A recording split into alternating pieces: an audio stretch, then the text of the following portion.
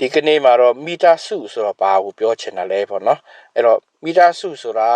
ဟာလာတွေးရင်တားရင်တော်ဆက်မှမီတာစုလို့ခေါ်တာမျိုးဒီမကောက်ပေါ့နော်စာကိုယ့်ရဲ့ဆွေမျိုးမီတာစုတွေဟာလာအဲ့ဒါတော့တပိုင်းပေါ့နော်ဒီနေ့ပြောချင်တဲ့အကြောင်းအရာကကျွန်တော်တို့တွေဟာလာဒုက္ခရောက်နေတဲ့ချိန်လမ်းပြောင်းနေတဲ့ချိန်အမောင်ထဲရောက်နေတဲ့ချိန်ကိုလမ်းပြပေးမဲ့သူဖေးမပေးတဲ့သူဟလာကိုမီတာစုတဖွဲပေါ့နော်တဘောထားပြီးတော့စောင့်ရှောက်ကူညီပေးခဲ့တဲ့သူကိုလည်းဟလာသူ့အပေါ်မှာပြန်ပြီးတော့ကျေးဇူးဆက်တဲ့အနေနဲ့ဟလာမီတာစုလိုမျိုးပြန်ပြီးတော့ခံယူမယ်သူ့ကိုဟုတ်စာ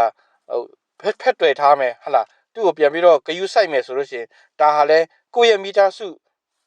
ပဲဖြစ်သွားတယ်ပေါ့နော်တွေးရင်တိုင်းရင်တော်ဆက်မှမဟုတ်ပဲပေါ့နော်ဒါကလည်းကောင်းမွန်တဲ့အရာတစ်ခုဖြစ်တယ်ဆိုတဲ့အကြောင်းလာပြီးတော့ပြောပြချင်တာဖြစ်ပါတယ်